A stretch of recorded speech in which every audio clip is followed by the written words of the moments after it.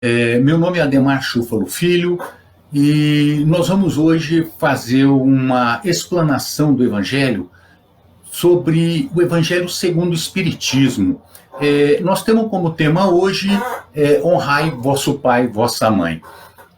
Esse assunto nós escolhemos porque hoje está umas condições assim de um pouco de desprezo por aqueles mais velhos, por aquelas pessoas que já têm uma determinada idade, mas tudo são reflexões para que a gente possa pensar, para que a gente possa fazer uma análise de como nós temos agido, como tem sido feito. O tema seria honrai vosso pai e vossa mãe. Mas antes nós vamos fazer uma prece, a prece inicial, para poder nos, como dizer assim, concentrar e estar, vamos dizer assim, como sintonizado com o tema. Agradecemos, Senhor, por essa oportunidade de estarmos aqui, Senhor, levando o seu Evangelho com muito amor, muito respeito, com muita consideração, rogando o vosso amparo, vossa proteção, a proteção, o amparo do nosso guia espiritual, para que tudo possa correr de acordo com o que é planejado pela espiritualidade e permitido por Deus. Que assim seja. Nós vamos dar início a essa fala com o 5º mandamento do Decálogo. O Decálogo são os 10 mandamentos. São aqueles mandamentos que Moisés recebeu no Monte Sinai. E nós temos o 5º mandamento, e esse 5º mandamento diz: honrai vosso pai e vossa mãe. Nós notamos que Moisés, ele trouxe esses 10 mandamentos aproximadamente 3.300 anos. Isso está no seu livro Êxodo, capítulo 20, versículo 12, que diz: honrai teu pai e tua mãe, a fim de que venhas a ter a tua vida longa na terra. Teu Deus te dá. Então a gente nota que isso era uma preocupação de Moisés, isso há 1.300 anos antes de Cristo. Então nós vemos isso no livro Êxodo, nós vemos no Deuteronômio, 2 vezes, capítulo 5, versículo 16, capítulo 27, versículo 16. Aí não parece que a humanidade ainda não aprendeu a esse respeito, ou honrar seu pai e sua mãe. Então, em torno de 300, 400 anos depois, no ano de 900 a.C., Salomão, em seus Provérbios, capítulo 20, versículo 20, se referia da mesma forma: se amaldiçoares o teu pai e tua mãe, a luz da tua vida se extinguirá na mais profunda das trevas. Essa preocupação continuou por essas pessoas em relação à humanidade. Mas parece que ainda continuou e uma necessidade de mais uma ponderação, uma reflexão, só que dessa vez foi de Jeremias, 650 anos antes de Cristo, capítulo 35, versículo 18, também nesse sentido. A humanidade depois continuou cometendo os mesmos erros. Então Ezequiel, no ano 590 a.C., ele tece também suas considerações a respeito disso.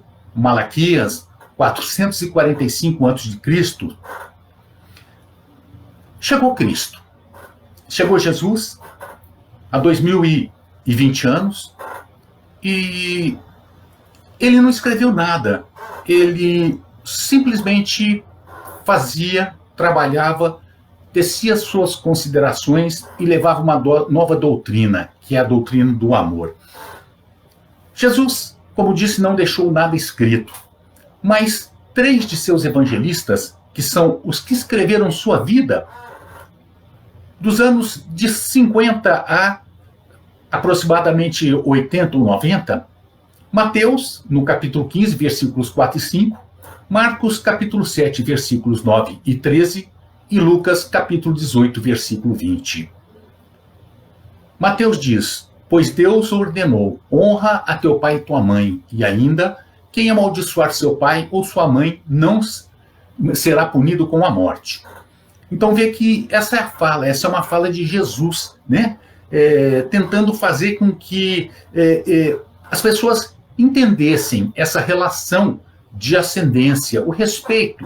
Mas por que tanta insistência em relação ao respeito por esses pais e estas mães? Com certeza, quando surge uma doutrina, quando surge um pensamento, quando surge uma lei, uma norma, automaticamente é porque alguma coisa está acontecendo em relação a esses pais e essas mães. Isso nós estamos vendo nas tradições judaico-cristãs. Nós estamos vendo de Moisés até hoje para nós. Nós não estamos dizendo das orientais, das asiáticas, não estamos dizendo do Egito, da Grécia. Nós estamos focando as tradições judaico-cristãs. Porque nós, espíritas, somos cristãos. Então nós temos também as nossas tradições ligadas a judaico-cristã. Por que cristão? Muitas pessoas dizem que nós não somos. Não somos porque nós não aceitamos alguns dogmas que são impostos, porque dogma é imposto, dogma é obrigatório que se siga. E alguns dogmas a doutrina espírita não aceita, dogma nenhum, na verdade. E a doutrina está baseada em 5 princípios, que é a existência de Deus, a existência do Espírito, a comunicabilidade entre 2 mundos, a pluralidade das existências, a pluralidade de muitos habitados. E somos cristãos. Mas por quê? Embora não aceitemos dogmas que foram impostos no decorrer de séculos ou milênio, nós entendemos que o cristianismo ele é uma coisa simples, é uma coisa que não necessita de muita coisa para poder ser cristão, só do sacrifício das próprias más tendências. Só isso. Se colocássemos somente uma frase, se colocássemos somente um preceito nas nossas vidas, nós já poderíamos nos dizer cristão. Façai aos outros o que gostaria que vos fizesse. Outro preceito, outro princípio. Amar a Deus sobre todas as coisas e o próximo como a ti mesmo. Então nós notamos que o cristianismo, nós como cristãos, espíritas cristãos, nós trabalhamos dentro da doutrina cristã, trazendo aquele cristianismo primitivo, porque a doutrina cristã a doutrina espírita é chamada de cristianismo redivivo. Por quê? Tenta trazer a simplicidade, tenta trazer a pureza daqueles primeiros cristãos primitivos, daquelas pessoas que amavam simplesmente por amar, sem qualquer tipo de dificuldade, sem qualquer tipo de dogma, sem qualquer tipo de preconceitos ou preceitos, ou alguma forma de se amar a Deus.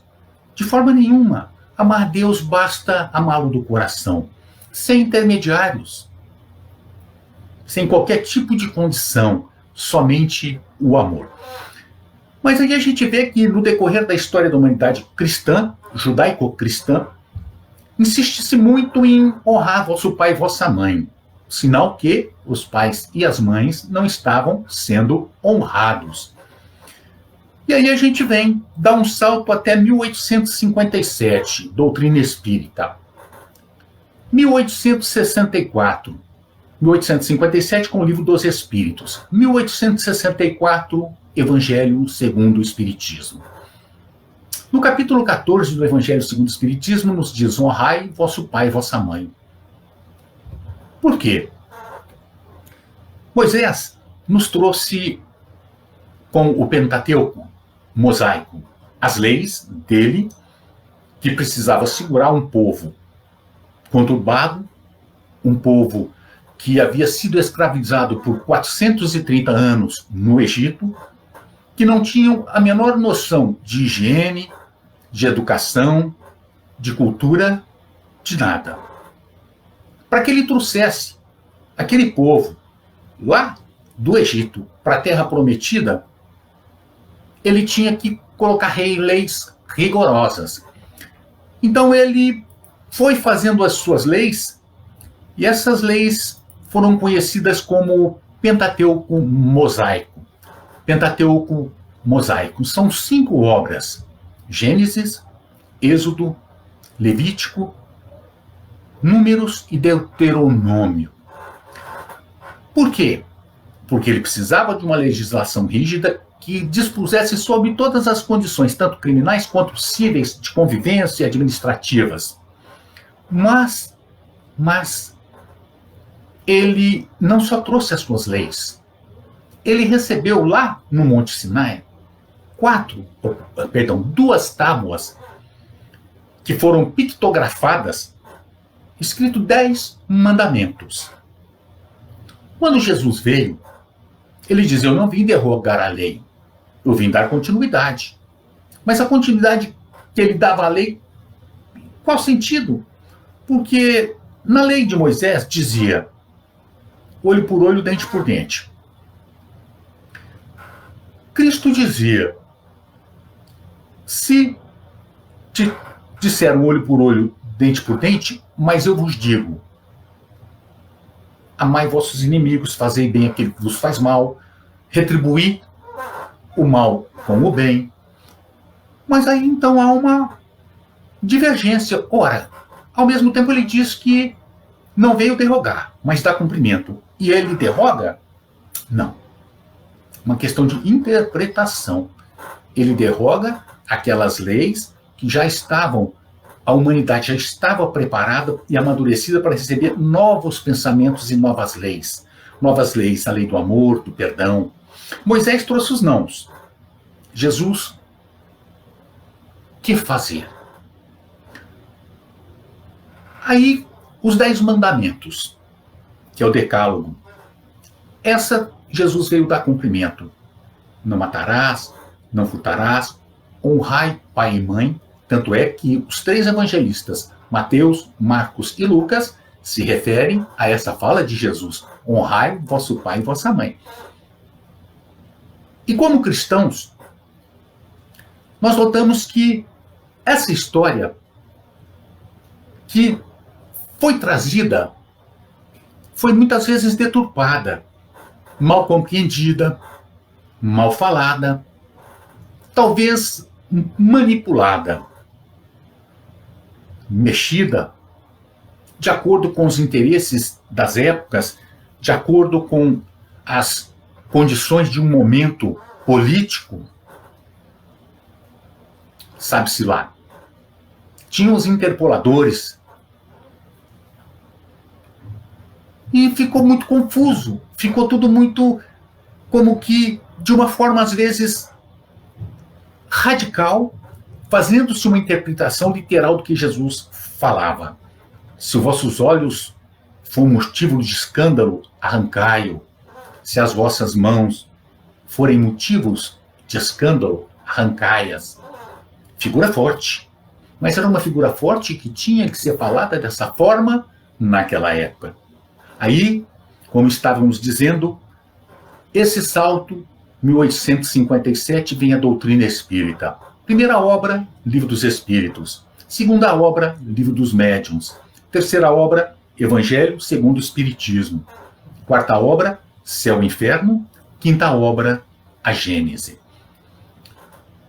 Na terceira obra, que é o Evangelho segundo o Espiritismo, veio então os Espíritos, porque é uma doutrina dos Espíritos, nos explicar muitas coisas que Cristo havia falado e que nós não havíamos entendido.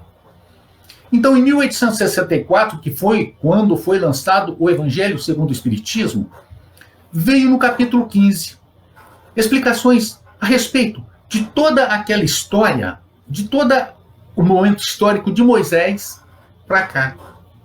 Hoje, há 3.300 anos, 3.320 anos de nós.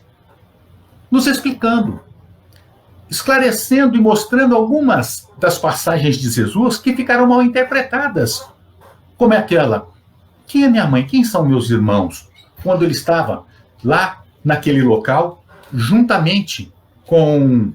Ele estava juntamente com os seus amigos, estava almoçando, ou estava ceando, e chegaram umas pessoas e disseram, olha, sua mãe e seus irmãos estão lá fora para te buscar. Ele olhou a multidão e disse, mas quem é minha mãe? Minha irmã? Meus irmãos? Minha mãe, meus irmãos ou irmãs são todos aqueles que fazem a vontade do meu Pai, ou seja, aqueles que estão aqui comigo.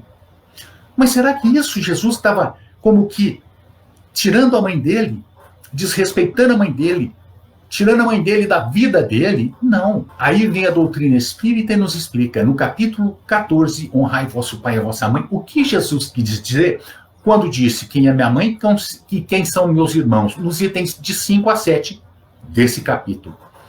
Então nós temos no capítulo 14, honrai vosso pai e vossa mãe, piedade filial, itens de 1 a 4. Quem é minha mãe, quem são meus irmãos, de 5 a 7. Parentela corporal e parentela espiritual, item 8. E nós temos as instruções dos espíritos, a ingratidão dos filhos e laços de família, item 9. Ora, mas instruções dos espíritos, o que é isso? Kardec, quando ele foi mandar trazer à luz o Evangelho segundo o Espiritismo, tinha uma didática que lhe foi recomendada pelos espíritos, sob a supervisão do Espírito de verdade, que é Jesus. Ele trazia uma citação dos Evangelhos, uma citação bíblica do Novo Testamento, ou mesmo do Velho, porque nós temos do Ananias, do Isaías, algumas interpretações.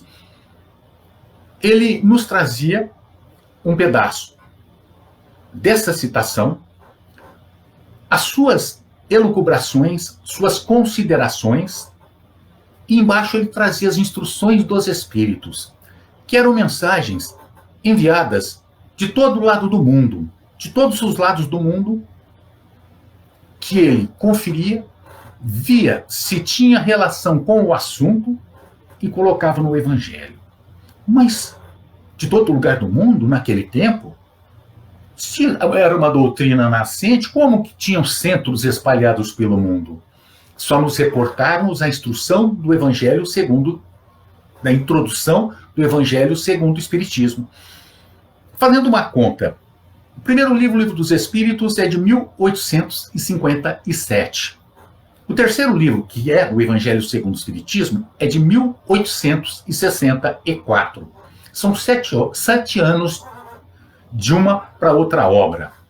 E na introdução do Evangelho segundo o Espiritismo diz que, naquela época, já tinham mais de 1000 centros espíritas espalhados pelo mundo, na introdução. Ou seja, em 7 anos, 1000 centros espíritas já estavam formados no mundo. E ele recebia essas mensagens. O que tinha relação com o assunto, ele fazia uma triagem das mensagens e colocava. E aqui ele pôs essas instruções dos espíritos, que é um item, a ingratidão dos filhos e laços de família, que é o item 9. Mas essa preocupação de Kardec nos explicar, ele colocou aqui no Evangelho as suas elucubrações nos 3 primeiros itens que eu falei e as instruções na ingratidão e laços de família. Por quê? Logo, 1864, depois de tantos anos, milênios, a preocupação, a mesma. Honrai vosso pai e vossa mãe. Por quê? Porque estavam nos desonrando. 1857, 1864, Evangelho. E hoje, nós honramos nosso pai e nossa mãe? Nós temos que notar uma coisa. Essa preocupação também foi uma preocupação do apóstolo Paulo. Romanos, capítulo 13, versículo 7, Efésios, capítulo 6, versículo 1, primeira epístola a Timóteo, capítulo 6, versículo 1. Olha a preocupação também do apóstolo Paulo. E a preocupação de Kardec, dos espíritos, que colocaram e trouxeram esse capítulo. Por quê? Obviamente porque ainda não estamos cumprindo aquele preceito lá do Velho Testamento, lá do Decálogo, os 10 mandamentos. Mandamento quinto, honrai vosso pai e vossa mãe. E essa preocupação, ela tem sido constante. E hoje nós podemos expandir o entendimento, do que seja pai e mãe. Hoje não é só nossa família consanguínea. Nós temos a família monoparental, que é de um parente só, ou consanguíneo, ou pelos laços afetivos. A família socioafetiva, pelos laços da adoção. Nós temos a família tradicional. Nós temos o núcleo familiar, considerado como família também os mesmos direitos. A união homoafetiva, perdão. Nós temos vários tipos de uniões hoje que representam um núcleo, o núcleo familiar. Um núcleo familiar. Embora alguns não aceitem, é a nossa realidade. Então, hoje, o conceito de pai e mãe nós podemos expandir. Aqui no Tocantins, por exemplo, nós notamos que, em especial no interior, muitas mães têm os seus filhos e essas mães não trazem o nome do pai no momento do registro. São mães solteiras. E muitas mães, elas têm seus filhos e elas entregam para os avós, para os seus pais, para tios, para tias, para parentes, ou as abandonam com um vizinho e nunca mais voltam. Isso já aconteceu casos. Isso eu conheço o caso que aconteceu isso, deixou com o vizinho e foi embora. Então a gente vê que muitas pessoas que agasalham, que aconchegam, que trazem para si o filho de um seio alheio, são também pais e mães. Estão no lugar dessas mães, que devem ser honrados com muito amor, com muito carinho. Então hoje nós notamos que o conceito de pai e mãe é bem amplo, não só relacionado à família consanguínea. E lendo agora há poucos dias uma reportagem e tem relação com o Dr. Alexandre Kalec. Dr. Alexandre Kalec é médico gerontólogo. Ele foi diretor da área de envelhecimento da OMS, que é a Organização Mundial da Saúde da ONU. Hoje, aqui no Brasil, ele é presidente do Centro Internacional da Longevidade Brasil. Em uma reportagem, ele diz que absurdamente tem aumentado a violência doméstica contra os mais velhos durante esse isolamento. Que isolamento? Nós estamos passando por uma pandemia. Ela vai passar. Esse vídeo vai ficar. E daqui a alguns anos, quando alguém assistir, vai falar, mas pandemia? Sim, esse é o nosso momento histórico. Ela vai passar também. Mas como é que nós estamos passando por esse momento? Como é que nós estamos tratando as pessoas com as quais a gente convive ou mesmo com as quais não são do nosso núcleo familiar? Como nós estamos tratando os nossos pais, ou os mais velhos, que nós podemos pegar o termo pais e mães e jogar agora para a visão dos idosos, dos velhos. Como nós estamos tratando os nossos velhos? Olha quem está dizendo, eu também sou idoso, estou com 64 anos de idade, então eu estou já na faixa considerado como idoso. Mas como estão sendo tratados esses idosos, esses velhos, que muitas vezes não têm voz para poder se defender? De acordo com a Kalec, os maltratos são constantes. Ele diz que os idosos estão sendo como que descartados. Hoje, tem-se a ideia de que um idoso ele não vale mais nada. Então, no momento da escolha, para quem eu vou deixar o aparelho? Para um jovem ou para um idoso?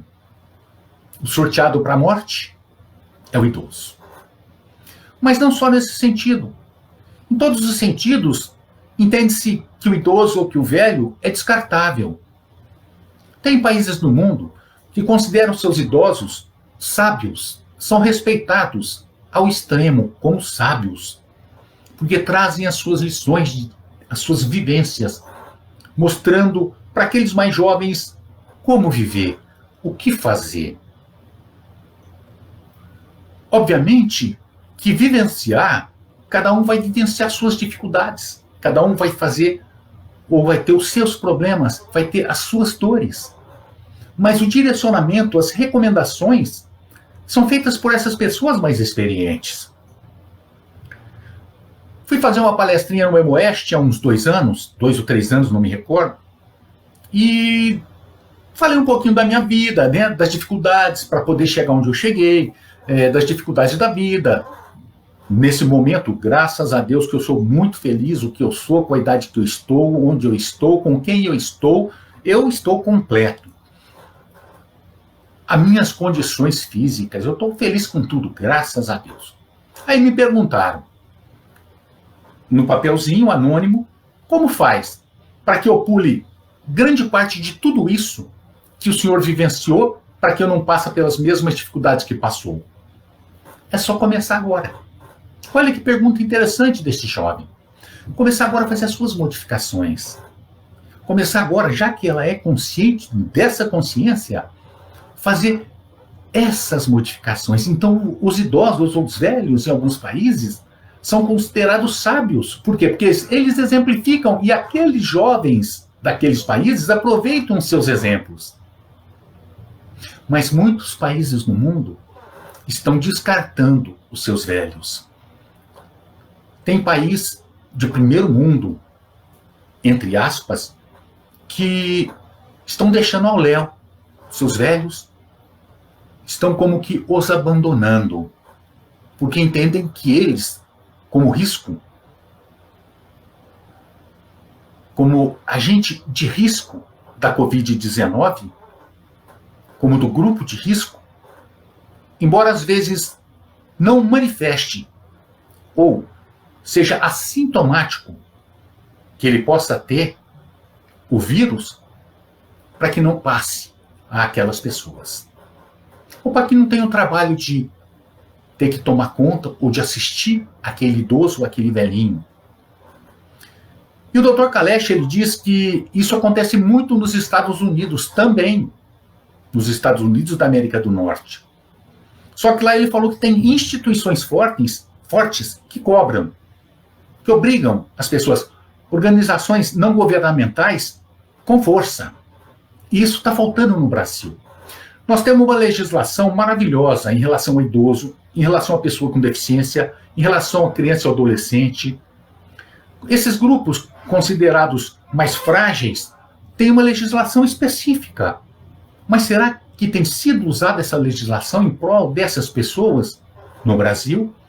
A gente vê um trabalho muito bonito no Ministério Público. Eu sou lá de Porto Nacional, sou juiz lá em Porto Nacional, e tem promotores que a gente vê a dedicação aos idosos, à causa dos idosos. E o Ministério Público hoje está muito atento a isso. Não só o Ministério Público, mas tem surgido muitas instituições e organizações que estão se preocupando com isso. Mas ainda não é o suficiente, porque não adianta só uma organização. A própria sociedade precisa também se movimentar nesse sentido. Porque não adianta, por exemplo, no estado de Tocantins, 100, 150 promotores, porque o juiz ele não pode tomar iniciativa. Ele é um órgão que ele espera que se tome a iniciativa para ele poder decidir. Mas que sejam 150 promotores. A Defensoria está muito atuante no Brasil também. A Defensoria Pública, no estado do Tocantins, a Defensoria Pública.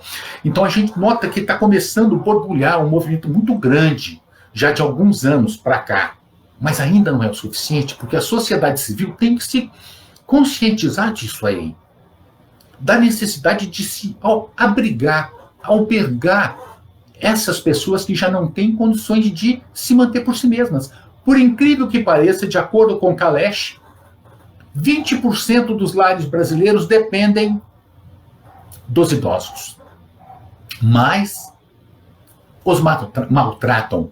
Kalesch que está dizendo. Por quê? Porque os seus avós, ou essas pessoas mais velhas, não têm coragem de chegar e denunciar seus netos e seus filhos. Então sofrem os maus tratos silenciosamente. Mas nós temos que ter olhos de ver e de socorrer nesse momento de necessidade.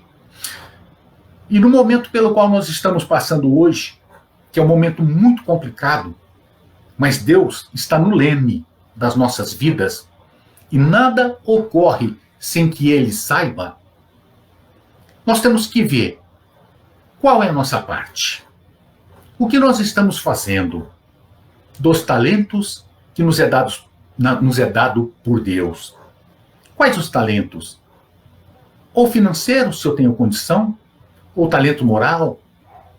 Hoje eu não posso fazer uma visita, mas pelo menos eu ligo e vejo como está a situação para poder socorrer de alguma forma aquele idoso ou aquela pessoa que está necessitando de apoio naquele momento. Não só o idoso, mas as pessoas, porque hoje a depressão, a ansiedade, o medo é muito grande.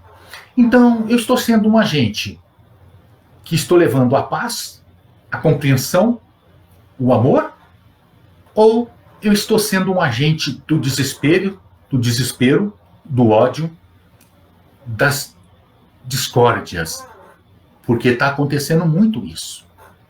Muito ódio. O ódio borbulando no momento em que tinha que ter amor.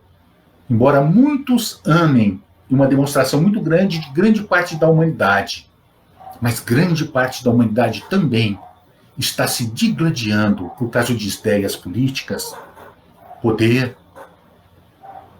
infligindo aos outros sofrimento, dor, desespero. Mas qual é a nossa, então, como espíritas, missão nesse momento da história da humanidade? Nesse momento em que nós passamos por essa pandemia. Nós somos agente da paz, agente do amor. E a principal mensagem que nós podemos levar à humanidade nesse momento: nós somos espíritos. Nós somos espíritos imortais. Mesmo que nós não consigamos passar por essa pandemia e que sejamos colhidos pela morte, nós devemos aceitar que Deus está no leme da nossa vida, confiança irrestrita.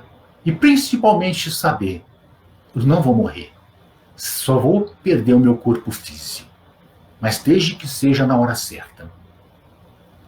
A confiança, levar o amor, levar os princípios da doutrina, da imortalidade da alma, que é a principal mensagem que nós devemos levar. Da necessidade de trabalhar, de fazer das crises momentos de crescimento. Aproveitar as crises para que elas possam nos trazer o que de melhor nós temos dentro de nós. O que eu posso fazer por mim e pela humanidade. Não é isso que Jesus disse? Ao próximo como a ti mesmo? Qual é o meu papel? Qual a personagem que eu estou vestindo neste momento da história da humanidade? Amar a Deus sobre todas as coisas e o próximo como a ti mesmo. E os idosos são nossos próximos. Que possamos respeitá-los, porque são pais, são avós, e aqueles como nós que conseguir chegar naquela idade mais provecta também seremos pais, avós, tataravós, bisavós. E esses nossos idosos já foram filhos, são filhos, são netos, bisnetos, tataranetos. É a vida, é a roda da vida que não para. Um momento nós estamos aqui, no outro momento nós estamos de lá. Nós nascemos, nos tornamos criança, jovem, adulto, idoso e o desencarne. É a lei natural da vida. Então que possamos respeitar aos nossos idosos, possamos respeitar a todas as pessoas e que nesse momento possamos ser o agente da paz na vida dos desesperados. Essa é a mensagem do Evangelho da noite.